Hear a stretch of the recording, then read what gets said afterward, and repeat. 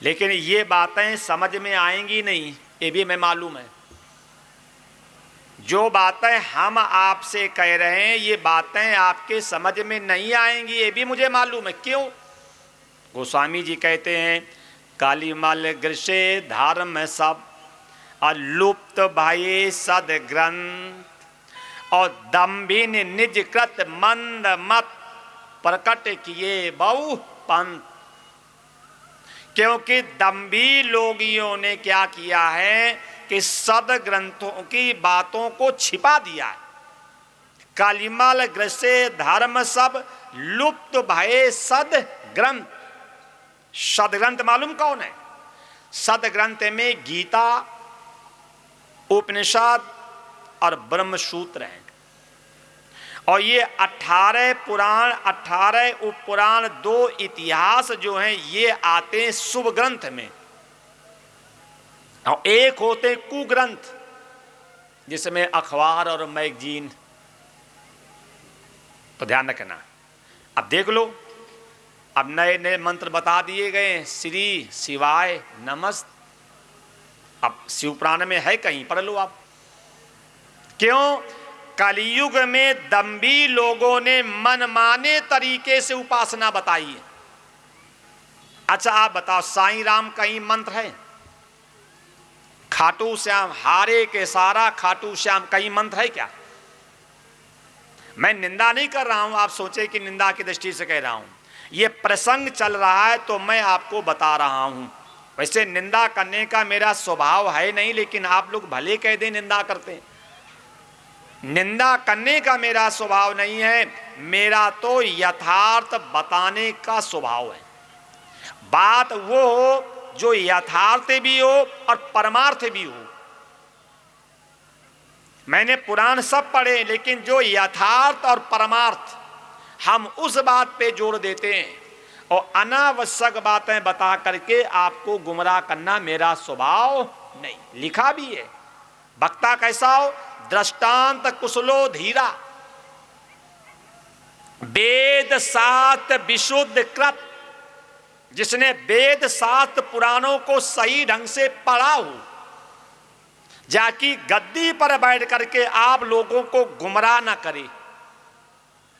ये बात मैंने कल भी कही थी आपसे।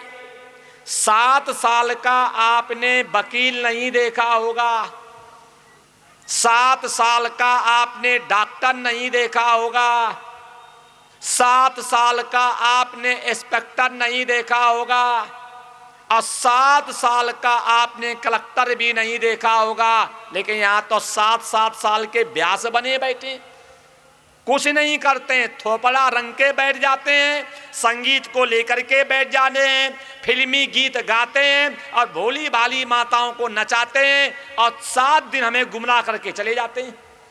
भिखारी बन करके आते हैं, लखपति बन के जाते हैं। जबकि वक्ता को सबसे ज्यादा कुशाग्र होना चाहिए। क्यों? वो गद्दी पर बैठ करके सबको डील करता है। उसके सामने डॉक्टर भी बैठता है, उसके सामने मास्टर भी बैठता है, उसके सामने इंजीनियर भी बैठता है, और उसके सामने इंस्पेक्टर भी बैठता है। क्यों? लिखा है वेद शास्त्र विशुद्ध कृत। वक्ता कैसा हो? जिसने वेद शास्त्र पुराणों को सही ढंग से पढ़ा हो। तो ध्यान रखना, माताओं से विशेष निवेदन है, अगर मुक्ति चाहिए तो ओम, अगर भोग चाहिए तो नमः शिवाय, अगर मुक्ति चाहिए तो शिव जी की पूजा करो, अगर भोग चाहिए तो हमें भगवान शंकर की पूजा करनी चाहिए। और ये बात मैंने आपको बताई, जो मंदिर में लिंग होता उसे कहते शिव, और जो आकृति है उसे कहते शंकर, उसे कहते हैं शंकर। और सुनो, घर में अगर शिवलिंग की आप पूजा कर करके भोग लगा रहे हैं तो कम से कम 1 पाव नैवेद्य, और मंदिर में अगर मनुष्य द्वारा प्रतिष्ठित मूर्ति है तो 1 शेर, और देवताओं द्वारा प्रतिष्ठित मूर्ति है तो 3 शेर, अगर स्वयंभू लिंग है तो कम से कम 5 सेर नैवेद्य का भोग लगाना चाहिए। एक बात और ध्यान रखना, कोई भी प्रसाद लेकर के आप गए, अगर शिवलिंग से स्पर्श करवा देंगे तब उस पे चंडों का अधिकार हो जाएगा। कभी भी मंदिर में भोग लगाने जाएं, थोड़ा सा प्रसाद निकालिए, किसी कटोरी में या किसी पत्ते पे रख करके और भगवान के सामने रख देना चाहिए। अब पूरा प्रसाद लेकर के गए, उस शिवलिंग के ऊपर रख दिया।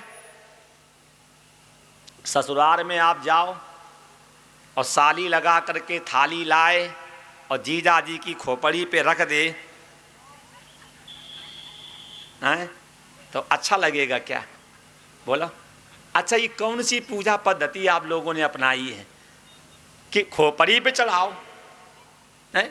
ससुराल में जाओ, सास लगा करके थाली आए और आ करके रख दे दामाद की खोपड़ी पे, गुस्सा नहीं आएगी क्या?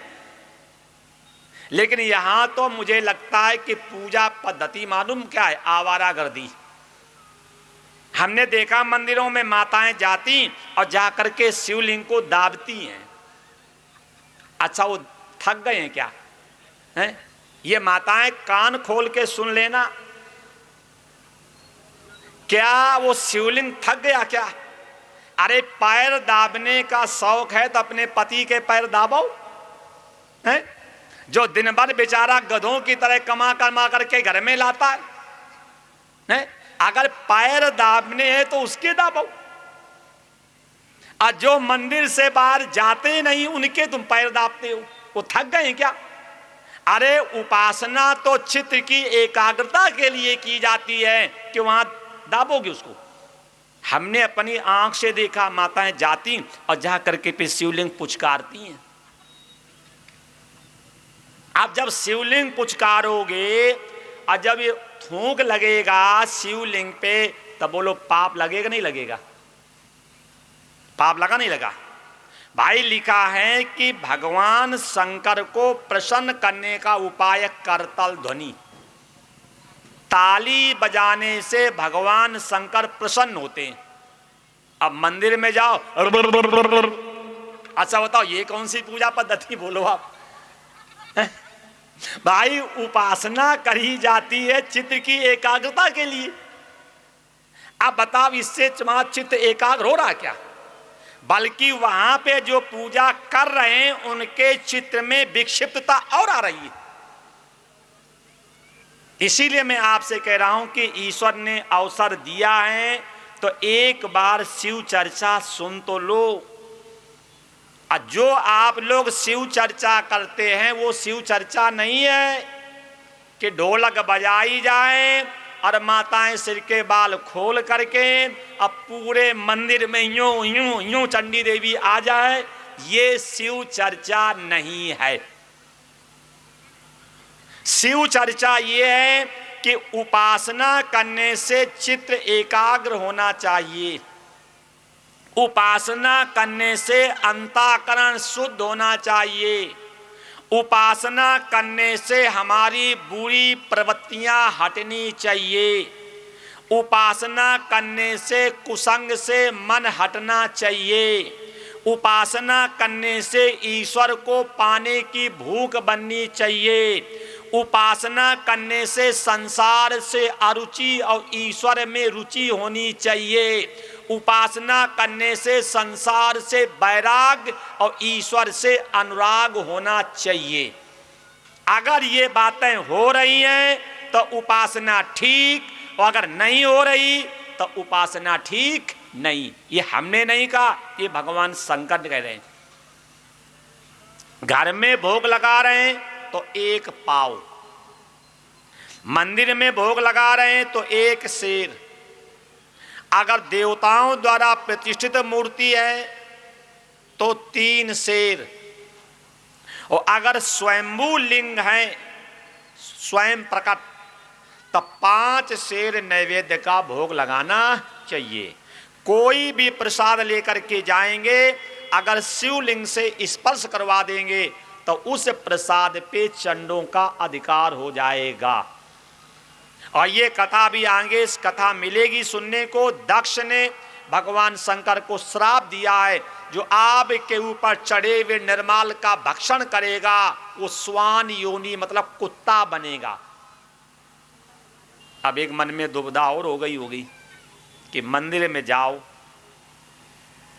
और पंडित जी ने प्रसाद उठा करके आपको दे दिया, अगर फेंकोगे तो फिर पाप लगेगा और खाओगे तो फिर कुत्ता बनोगे। क्या करोगे फिर बोलो? दुविधा है कि नहीं? अगर मंदिर में गए, प्रसाद दिया गया, खाओगे तो कुत्ता बनोगे और फेंकोगे तो पाप लगेगा। तो इसके लिए उपाय बताया गया है कि शालिग्राम भगवान को स्पर्श करवा करके प्रसाद खाने में कोई दोष नहीं। तो इससे तो बढ़िया यही है कि वो प्रसाद को शिवलिंग से लगाओ ही मत, तो कम से कम दूर से भगवान को अर्पण करोगे, क्योंकि आपको ये भी मालूम होगा कि भगवान खाते नहीं हैं। अगर भगवान खाने लगे तो हमें विश्वास है कि कोई भी मंदिर में भोग लगाएगा ही नहीं। हमें मालूम है दिखाना है उन्हें और खाना है इन्हें। घन घन घन घन घंट बजावे और करें मुंह झपना, और ठाकुर जी का भोग लगावे सटक जाए सब अपना। है? बोलो ये बात सही की गलत? तो ध्यान रखना, ईश्वर किसी भी वस्तु का भूखा नहीं है। गीता में भगवान कहते हैं पत्रम पुष्पम फलम तोयम। पत्रम, रुक्मिणी ने कौन सा ऐसा पत्र लिखा जो भगवान द्वारिका